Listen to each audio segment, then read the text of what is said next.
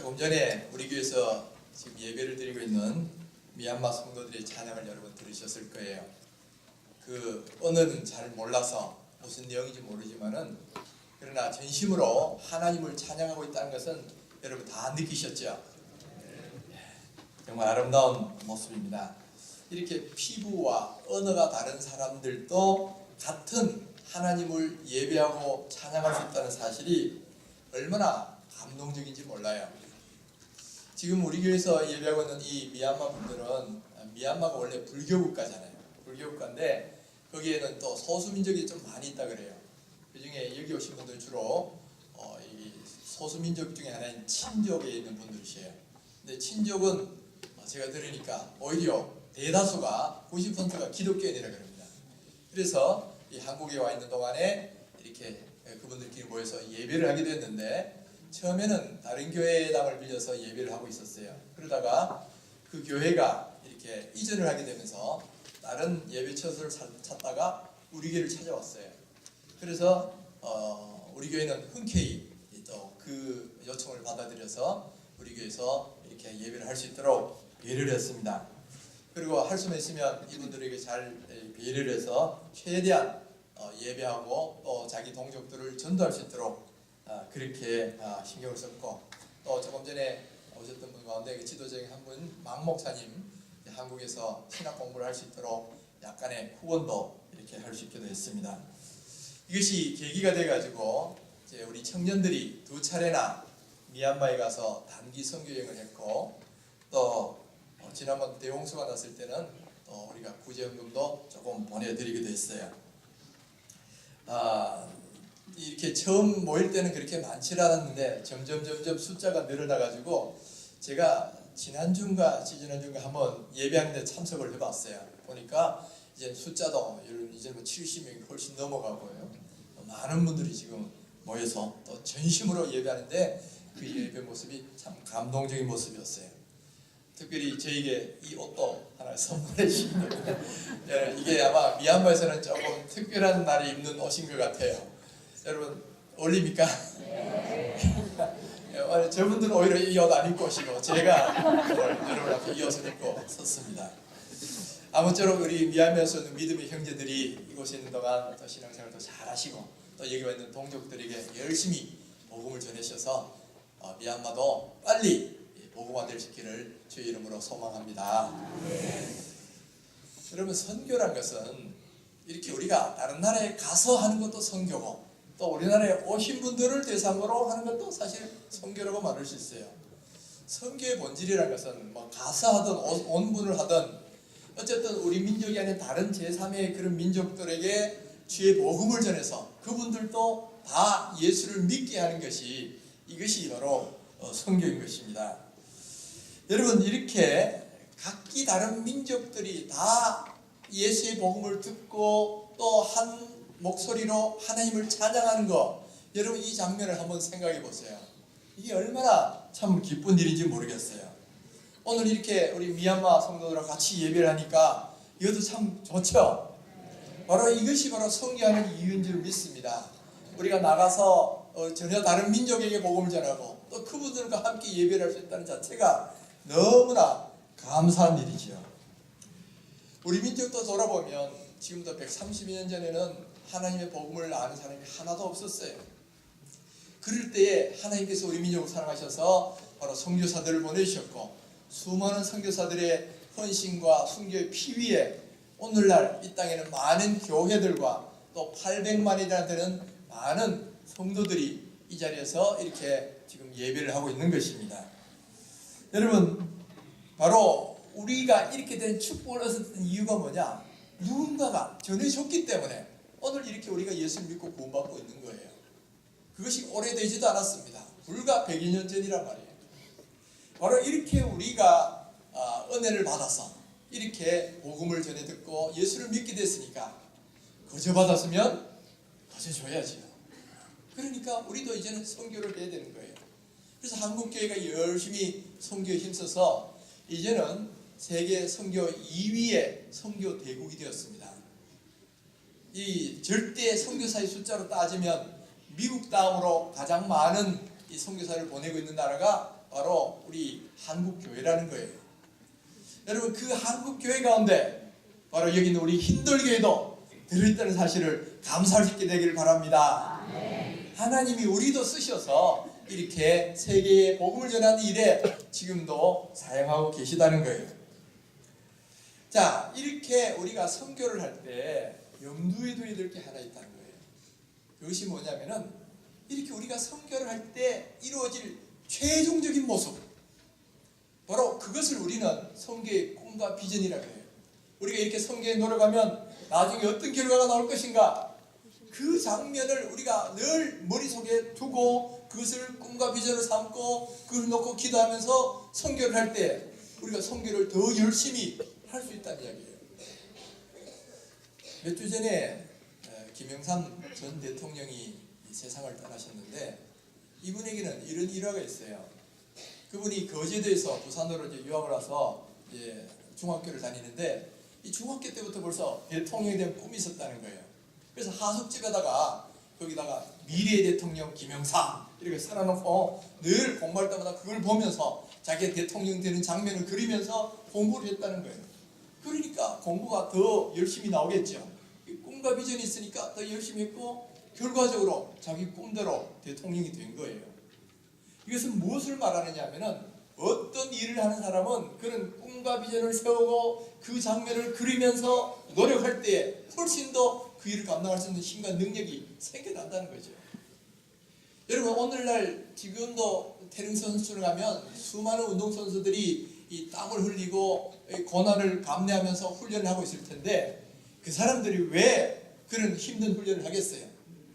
그저 참가에 의의를 두겠다 그러면서 훈련하는 사람 누가 있겠어요? 다 저마다 뭘 생각합니까? 올림픽 가서 금메달 시상대에 서서 영광스럽게 금메달을 목에 거는 그 장면을 꿈꾸고 그 장면을 그리면서 지금 오늘도 힘든 그 모든 훈련을 감내하면서 땀을 흘리고 있단 말이에요. 또 요즘 우리나라에 보면 여자 골프들이 선수들이 아주 세계를 휩쓸고 있습니다. 세계 탑10 안에 우리나라 선수들이 5명이나 들어있고요. 또 리디아고라는 한국계 사람까지 포함하면 6명의 한국인이 들어있단 말이에요. 그럼 어떻게 이 한국 사람들이 갑자기 이렇게 좋은 성적을 낼 수 있게 됐느냐? 그 계기는 뭐냐면 1998년도에 우리나라 골프에 그렇게 세계적인 불모질 때에 박세리라는 선수가 이 US 오픈이라는 세계에서 제일 권 있는 대회에 나가가 딱 우승하는 걸 봤단 말이에요.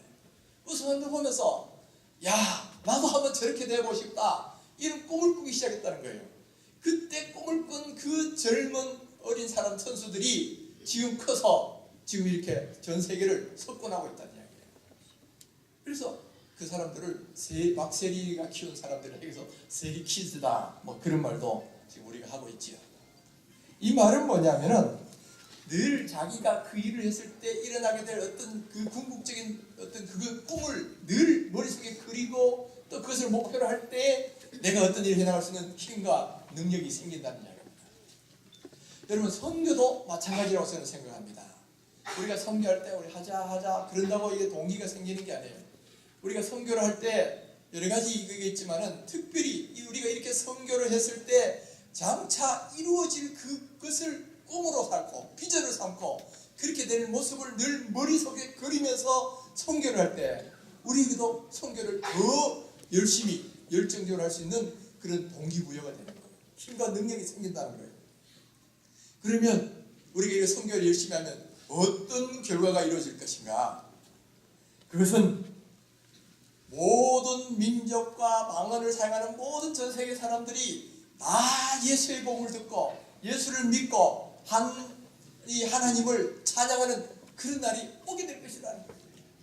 이것은 우리가 그냥 막연히 희망하는 그런 모습이 아니고 성경에는 그렇게 될 것이라고 예언이 되어 있어요.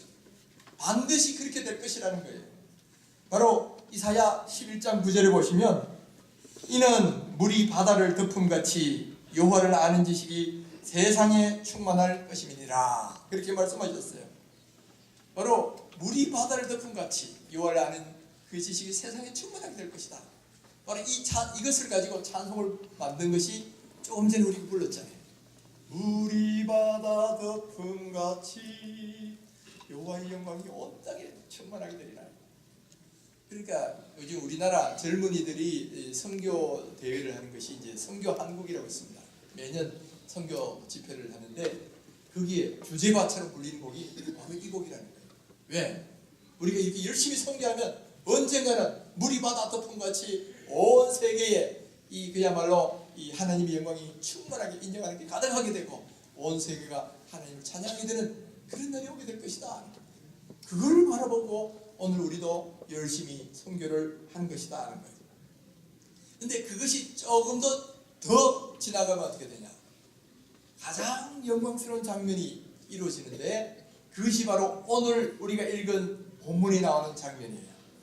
오늘 읽은 본문에 보면 9절 보시면 이 일 후에 내가 보니 각 나라와 족속과 백성과 방언에서 아무도 셀 수 없는 큰 무리가 나와 흰옷을 입고 손에 종려가지를 들고 보잡고 어린 양 앞에 서서 큰 소리로 외쳐서 이렇게 찬양을 한다는 그런 내용이 나와 있죠. 여러분 이 장면을 우리는 늘 염두에 두어야 된다는 거예요. 근데 이게 뭐 하는 장면이냐? 이것을 우리가 알려면 성경의 그 앞뒤 문맥을 조금 더 이해할 필요가 있어요. 특별히 여러분 요한계시록 7장이 나오기 전에 6장의 모습과 연결해서 이해할 필요가 있어요. 요한계시록 6장에 보면 어린 양이 7가지 인을 떼시는 이야기가 나옵니다. 첫째 인을 떼고 둘째 인을 떼고 셋째 인을 떼는데 한 인을 뗄 때마다 무슨 일이 벌어지냐면 하나님의 진노와 하나님이 예비하신 재앙들이 이 땅에 쏟아지는 거예요. 하나 떼면 뭐 그냥 홍수가 나거나 무슨 지진이 일어나거나 또는 무슨 재앙이 일어나거나 계속 그렇게 돼요. 그러다가 6번째 인을 뗄 때에 훨씬 더 큰 그런 재앙들이 이 땅에 이루어진다 그랬어요. 여러분 보시면 6째 인을 떼실 때 12절 6장 12절입니다. 내가 보니 6째 인을 떼실 때에 큰 지진이 나며 해가 검은 털로 짠 상복같이 검어지고 달은 온통 피같이 되며 하늘의 별들이 무화과 나무가 대풍에 흔들려 서리는 열매가 떨어지는 같이 땅에 떨어지고 또 하늘은 두루마리가 말리는 같이 말려가고 산과 섬이 제자리에서 옮겨질 것이다. 얼마나 큰 지진과 천재지변이 일어나니까 이런 역사상 일어나지 않은 그런 일들이 일어날 거다는 거예요. 이 모든 것은 뭐냐? 하나님의 진노와 심판의 날에 일어나는 일들이라는 거예요. 그러니까 하나님 믿지 않는 왕들과 권력자들과 혹은 일반 평민에게까지 모든 사람들이 그것이 너무나 두렵기 때문에 산아 나를 가리어라 그러면서 굴 속에 숨고 어디에 숨고 막 하는데 그러나 하나님의 진노 앞에서 피할 자가 하나도 없다. 17절 보시죠. 그들의 진노의 큰 날이 이르렀으니 누가 능히 서리요 하더라. 하나님 믿지 않는 사람 가운데는 하나님의 진노 앞에 설 사람이 하나도 없다. 근데 누가 서리요 했는데 17장 가면 딱 반전이 일어납니다. 하나님 앞에 설 사람이 나온다는 거예요. 그 17장에 나오는 사람이 뭐냐? 바로 두 부류에 대한 이야기가 나와요.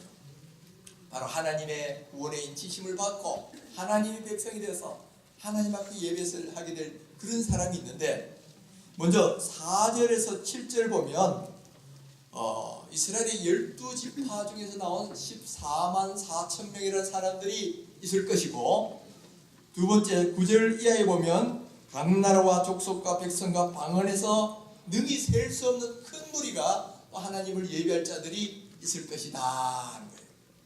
한편으로는 하나님 믿지 않는 사람에게 이렇게 재앙과 진노가 선포되지만은 그러나 다른 한편으로는 구원받은 하나님의 백성이 하나님 앞에서 영광스럽게 서서 예배하게 될 그런 사람들이 있을 것이다 이야기예요. 그런데 여기 보면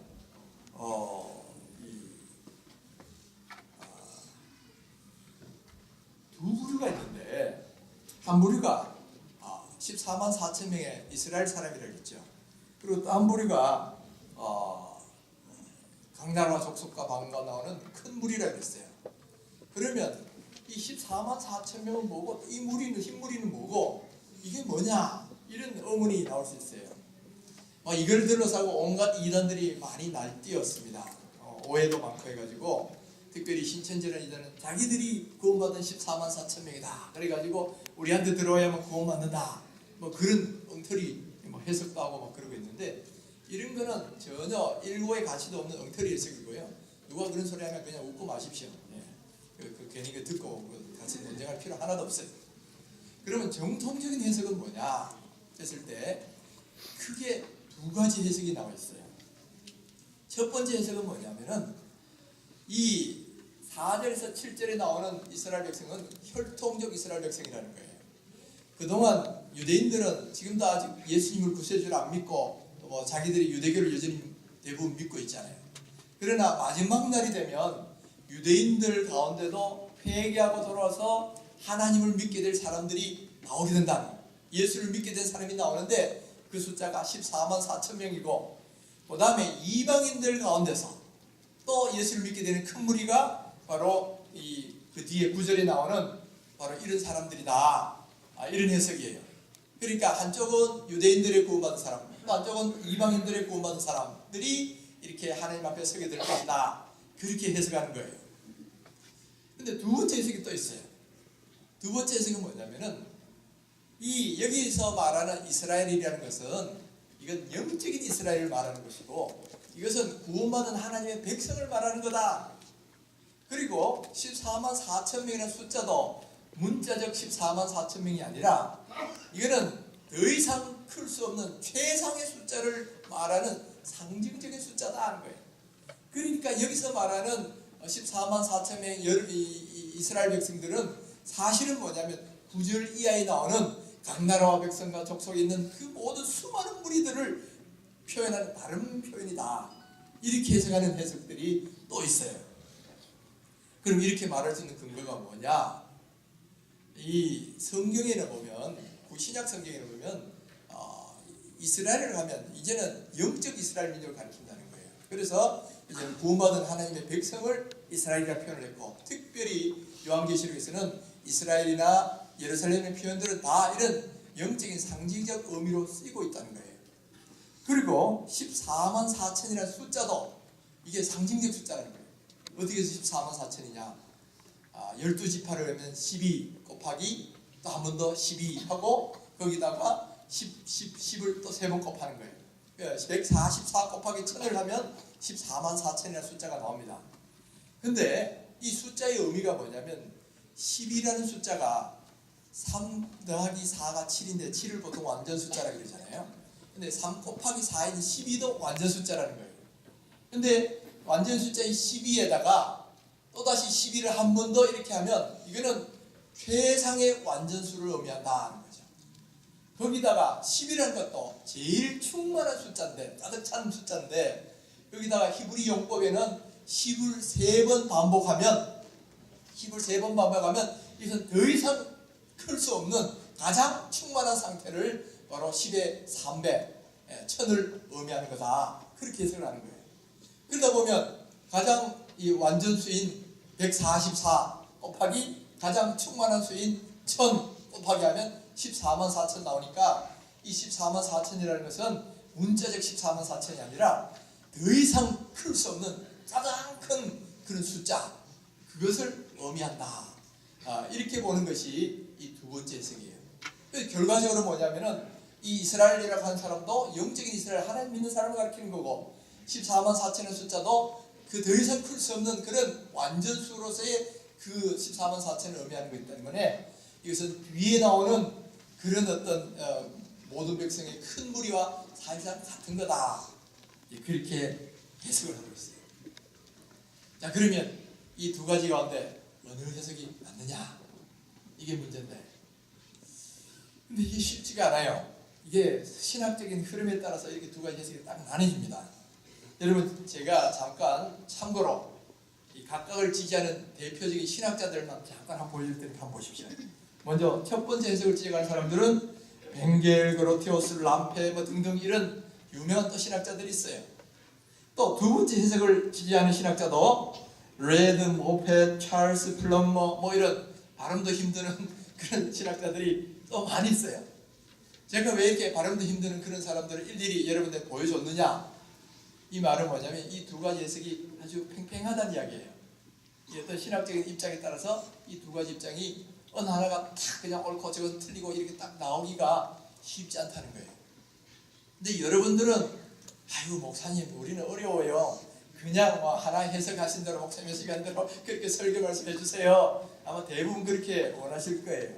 그리고 실제로 여러분 대부분의 설교자들이나 봉사들은 자기가 하나의 해석을 통해 가지고 이렇게 됩니다 하고 아마 여러분 앞에 외칠 겁니다. 근데 여러분 조금 신학을 더 많이 공부하신 학자들일수록 이런 문제에 상당히 조심스럽게 접근합니다. 이런 것도 근거가 있고 저런 것도 근거가 있을 때는 이런 양쪽에 다 근거가 있는 이론이다 이렇게 설명하고 조심스럽게 그러나 나는 이런 이유에서 이 입장을 더 지지한다. 보통 그렇게 접근을 해요. 저도 사실은 조금 더 과거에 학구적인 배경이 좀 있다 보니까 이런 부분에서 제가 이거 옳습니다 하고 딱 선포해보는 제일 좋겠지만은 그러나 그렇게 하기보다는 저도 이 두 가지 이론이 상당히 이 근거가 있는 이론인데 그러나 그 중에 저는 이쪽을 조금 더 지지합니다. 근데 그것이 어디냐면 저는 두 번째 이론이 조금 더 맞지 않겠는가 그렇게 생각을 해요. 그러나 이것도 틀릴 가능성이 있으니까 열어놓는 거죠. 그래서 먼저 유대인들의 어떤 숫자도 구원받는 사람이 있을 것이고 또 마지막 날에는 모든 유대인을 포함한 모든 이방 사람들이 성도들이 다 같이 하나님을 예배하게 될 그런 날이 오게 될 것이다. 오게 될 것이다. 할렐루야. 여러분 어느 해석이든 똑같은 거예요. 결과는 똑같습니다. 마지막 날 구원의 날이 되면 각 나라와 족속과 방언과 민족 가운데서 모든 사람들이 예수 믿는 사람들이 다 하나님께 나와서 흰옷을 입고 손에는 종려가지 나무를 들고 하나님을 예배하고 찬양하는 그런 날이 올 것이다 하는 거예요. 왜 하필이면 흰옷이냐? 14절에 그 이유를 설명을 하고 있어요. 이는 큰 환난에서 나오는 자들인데 어린 양의 피에 그 옷을 씻어 튀게 하였느니라. 예수 그리스도의 피에 그 모든 죄를 씻으니까 옷이 하얗게 된 사람, 거룩해진 성도들이라는 거예요. 그러니까 이제는 모든 거룩해진 성도들이 모든 나라와 민족과 방언과 관계없이 다 한 목소리로 하나님을 예배하는 그런 날이 분명히 오게 될 것이다. 여러분 이거 상상만 해도 감격스럽지 않습니까? 저는 감동이 돼요. 왜 그런가요? 우리 교회 성도들하고 제가 한 몇 년, 한 5년 전쯤인가 이스라엘과 이집트 또 요르단에 있는 성지를 한번 다녀온 적이 있어요. 그래서 모세가 올라갔던 시내산도 한번 올라가 보고 또 느보산도 한번 올라가 보고 또 그리고 예수님이 다니셨던 갈릴리 여러 지역 또 예루살렘 사해바다 이런 여러 곳을 쭉 한번 이렇게 방문해 본 적이 있어요. 저희들이 그곳을 가니까 전 세계에서 온 모든 하늘 믿는 사람들이 예수 믿는 사람들도 거기 와서 이제 그걸 다 우리처럼 보고 있는 거죠. 근데 어느 갈릴리의 어떤 교회를 방문했는데 그 교회당에서 보니까 물론 기념교회당이에요. 미국에서 어떤 성도들이 모여가지고 거기서 찬송을 하고 있는 거예요. 근데 찬송을 들어보니까 우리도 익히 아는 찬송이야. 우리 많은 찬송이 미국에서 온 찬송이니까 가사는 몰라도 곡은 다 알잖아요. 그러니까 그분들이 영어로 찬송할 때 우리도 뒤에 앉아서 한국어로 같은 찬송을 막 불렀어요. 그러니까 이분들 뒤를 돌아보더니 막 깜짝 놀라면서 기뻐하면서 같이 그냥 막 부르는 거예요. 그래서 그 자리에서 그 사람들은 영어로 우리는 한국말로 그러니까 같은 찬송을 막 부르니까 나중에는 반갑다고 악수도 하고 또 같이 두 교회 성도들이 모여가지고 기념 촬영도 하고 그런 일들이 있었지요. 그러니까 여러분 이렇게 두 나라 사람이 모여서 이렇게 예배하는 것도 이렇게 즐겁고 기쁘고 감동적이라면 전 세계에 있는 모든 사람들이 다 한 자리에 모여서 하나님을 예배하는 그 자리를 한번 생각해 보십시오. 거기는 흰 사람, 노란 사람, 검은 사람, 빨간 사람 다 있을 것이고 또 키가 큰 사람, 적은 사람 언어도 온갖 언어 한 사람들이 다 한 자리에 모여가지고 거기서 하나님을 예배할 거란 말이에요. 바로 그렇게 한 목소리를 하나님을 찬송하는 그 장면을 우리가 상상만 해도 감동이 되고 가슴이 벅차고 참 기쁨이 된다는 거예요. 언젠가 분명히 그런 날이 오게 될 것입니다. 이것을 믿으시기 바랍니다. 그리고 그 자리에 우리도 다 있을 줄 믿습니다. 자, 그런데 이런 영광의 순간이 분명히 오기는 오는데 일이 저절로 그렇게 되느냐 하면 그게 아니다는 거예요. 하나님은 역사를 주관하시고 그분의 계획대로 이 모든 일들을 이루어 가시지만은 그러나 반드시 사람을 통해서 그 일을 이루어 가신다는 거예요. 그 사람이 누구냐면 바로 여기 있는 우리 같은 성도들을 통하여 성도들을 사용하셔서 그 일을 이루어 간다는 거예요. 특별히 여러분 모든 민족과 방언에 있는 사람들이 다 예수 믿고 주님을 찬양하게 되려면 뭘 해야 됩니까? 그분들에게 예수의 복음을 전해야죠. 예수의 복음을 전해야 그들이 예수의 복음을 듣고 믿고 또 같이 찬양할 거 아니에요. 바로 이렇게 될 때까지 너희들 가서 모든 민족으로 제자를 삼으라. 주님께서는 우리에게 그것을 당부하셨고 그 명령에 따라 130년 전에 우리 민족의 선교사들이 와서 우리에게 복음을 전해줬고 이제는 우리도 그 복음을 다른 사람들에게 전해야 되는 그런 상황에 와 있다는 거예요.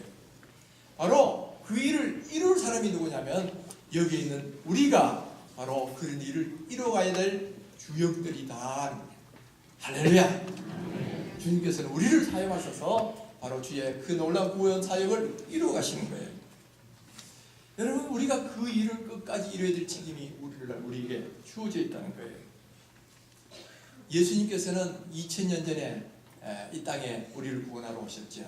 이제 며칠 뒤면 성탄절이 오는데 그때는 아무도 알지 못하는 사이에 말구의 초라한 곳에서 이렇게 태어나셨어요. 그러나 예수님이 다시 오실 때는 그런 초라한 모습으로 오시는 게 아니에요. 영광스러운 모습으로 옵니다. 그리고 그때는 이렇게 구원주로 오시는 게 아니고 재림주, 심판주로 오시는 거예요. 그래서 처음 오실 때는 누가 왔는지 안 왔는지 아무도 몰랐지만은 이때가 되면 온 사람들이 세상 사람들이 다 알 수 있을 정도로 호령과 천사장의 소리와 하나님의 나팔 소리와 더불어 주님이 강림하십니다. 그리고 너무나 어미하신 모습으로 이 땅에 임하셔요. 그리고 이 땅에 있는 모든 사람들을 심판하십니다. 믿지 않는 사람들은 멸망의 심판으로 또 하나님 믿는 사람은 구원의 심판으로 우리를 인도로 해주실 것이라는 거예요. 그리고 그때에 바로 구원받은 사람들이 이렇게 한 자리에서 예수의 복음을 예수님을 찬양하는 그런 시간이 올 것이에요. 근데 예수님은 내가 속히 오리라 그랬는데 왜 아직까지 안 오실까? 초대 성도들도 늘 예수님이 오시기를 기다렸어요. 그래서 마라나타 주 예수여 어서 오시옵소서 늘 그런 기도를 하고 있었는데 근데 벌써 2000년이 지났거든. 그런데도 아직 예수님이 안 오셔요. 왜 안 오시는가? 왜 안 오실까요? 많은 분들이 왜 안 오실까 궁금해 하시는 분도 있는데 베드로서 3장 9절에 이렇게 답을 하고 있어요. 주의 약속은 어떤 이들이 더디다고 생각하는 것 같이 더딘 것이 아니라 오직 주께서는 너희를 대하여 오래 참으사 아무도 멸망하지 아니하고 다 회개하기에 이르기를 원하시느니라. 우리 주님은 아무도 멸망나가지 않고 모든 사람이 다 회개하여 구원받기를 원하신다는 거예요. 근데 현실적으로 아직도 복음을 듣지 못한 많은 사람이 아직도 전 세계에는 있거든. 근데 그분들이 다 예수의 복음을 듣고 이렇게 하나님 앞에 돌아올 수 있는 기회가 있을 때까지는 기다리자 하는 거예요. 기다리자. 그래서 언제 세상에 종말이 오냐면 복음이 땅끝까지 증거되기 위하여 땅끝까지 전파되리니 그제야 끝이 온다. 바로 이 복음이 모든 세상 모든 민족까지 다 전파될 때에 그제야 예수님이 재림하시고 그제야 끝이 온다. 그 이유가 뭐냐? 모든 사람들이 다 예수 믿고 구원받기를 기다리시기 때문에. 바로 그 일을 감당해야 될 사람이 누구냐면 오늘날 여기 있는 우리 하나님 믿는 성도들이 이 복음 전하는 일을 감당해야 돼요. 그래서 우리가 이 선교 사명을 열심히 감당해서 더 빨리 복음을 할수록 주님의 재림은 더 빨라질 것이고 우리가 이 책임에 등한시해가지고 이게 전도를 안 하고 선교를 안 하고 그래가지고 아직도 많은 사람들이 예수 복음을 못 듣고 있다면 그만큼 주님의 재림은 늦어지게 될 것이에요. 우리는 주님이 빨리 오시기를 기다린다면 그만큼 더 많은 선교 사명을 감당해야 되는 것이에요. 오늘 바로 그 일들을 우리에게 사명을 주셨고 우리에게는 지금도 그 일을 감당하고 있어요. 그런데 이제 앞으로 더 많은 일을 감당해야 되는 줄 믿습니다. 우리 교회는 지금까지 특별히 아프리카 지역, 특히 우간다 지역에 더 사명을 가지고 이 선교 사역을 땅을 사고 신학교를 세웠고 지금까지도 하고 있어요. 지금까지 두 가정을 파송을 했다가 최근 한 2년 전에 한 가정이 조금 다른 데로 갔고, 그렇게 한 가정만 있다가 이제 내년 초가 되면 우리가 한 가정을 다시 더 파송을 하려고 합니다. 그리고 우리가 기타 하는 협력 선교도 지속적으로 같이 하려고 해요.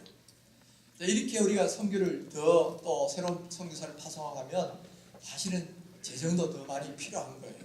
그리고 그만큼 기도 후원도 더 많이 필요해진다는 거예요. 우리가 지금까지도 열심히 잘 감당했지만 우리가 앞으로 주님 오신 날을 더 빨리 앞당기려면 역시 더 많은 선교사도 보내고 더 많은 기도를 해야 되는 그런 상황에 있더라는 거예요. 여러분, 오늘 우리도 이 일에 점점 더 힘을 쓰셨으면 좋겠어요. 우리 미얀마 성도들도 이렇게 선교하기를 우리가 이번에 같이 동참을 했잖아요. 그렇다면 우리 기존의 성도님들은 더 열심히 하셔야지. 더 열심히 하셔야지.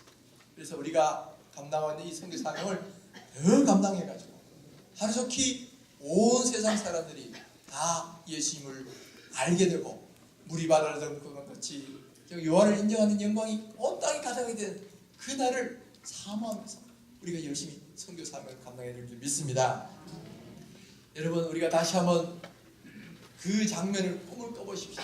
마지막에 지금 이 하나님 앞에서, 어린 양 앞에서 수많은 그 각나라 백성과 방언들과 있는 그 사람들이, 성도들이 모여와가지고 정말 흰옷을 입고 손에는 종려나무 가지를 들고 구원하심이 보좌 앞에 신 어린 양 같다 하고 이렇게 그 찬양하는 그 장면을 한번 상상해 보십시오. 너무나 영광스러운 모습일 거예요. 그리고 그 속에는 바로 우리들도 함께 있을 것이에요. 뿐만 아니라 우리가 선교하고 전도해서 구원했던 그 사람들도 거기 함께 있을 것이에요. 여기 있는 우리 미얀마 성도들도 그 자리에 함께 있을 것이고, 우리가 전도하는 우간다와 케냐에 있는 아프리카에 있는 성도들도 그 자리에 함께 있을 것이고, 우리에게 복음을 전해준 전 미국과 영국의 선교사들도 그 자리에 함께 있을 것이고, 또 우리의 자손들과 자녀들까지도 그 자리에 함께 있을 거예요. 근데 바울 사도는 뭐라고 말했냐면, 나의 면류관과 자랑이 뭐냐? 바로 하나님 앞에서 너희가 아니냐 그랬어요. 우리가 같이 하나님 앞에 서서 예배하고 찬양할 때 우리가 자랑스럽게 내놓을 수 있는 우리의 기쁨이며 면류관이 뭐냐면, 우리가 전도해서 하나님 앞에 같이 서게 된 그 사람들이 곧 우리의 면류관이 될 것이다. 우리가 이렇게 선교를 해서 이렇게 예수 믿게 돼가지고 함께 그 자리에 서게 될 우간다나 혹은 다른 사람들이 그 자리에 있다면 그들은 바로 우리의 기쁨이요 자랑의 면류관인 줄 믿습니다. 바로 그것을 바라보고 우리가 선교를 하고 전도를 하는 것이다. 여러분, 선교 전도는 우리가 직접 나가서 하는 것도 있지만 또 선교사를 보내고 그들을 위해 기도하고 또 후원하는 것도 같은 보내는 선교사예요. 그래서 우리가 같이 함께 팀으로서 선교를 하고 있는 것이다. 여러분, 내가 이렇게 선교하고 기도할 때 이것이 무의미한 것이 아니라 이 쌓이고 쌓여서 누군가가 그걸 통해서 예수 믿고 구원받는 그런 사람들이 있을 것이고, 그 사람들은 나중에 언젠가 더 영광스럽게 하나님께 함께 예배할 때에 그야말로 주님 앞에서 함께 예배하는, 그리고 우리의 자랑거리가 되는, 우리의 면류관이 되는 그런 사람들도 그 안에 분명히 있게 될 것입니다. 바로 이것을 믿음의 눈으로 바라보고 오늘도 우리가 더 열심히 선교사에게 힘쓸 수 있는 우리 귀한 성도님 되시기를 주의 이름으로 축원합니다. 우리 이 시간에 같이 한번 기도하십시다. 하나님, 정말 우리가 시각적으로 온 나라와 백성과 방언이 있는 성도들이 함께 예배하는 그 자리를 꿈꾸면서 하나님, 나도 열심히 선교에 힘쓰게 하시고 기도하고 돕도록 하여 주시옵소서. 우리 이 시간 같이 한번 통성을 한번 기도하십시다. 하나님 아버지, 감사합니다.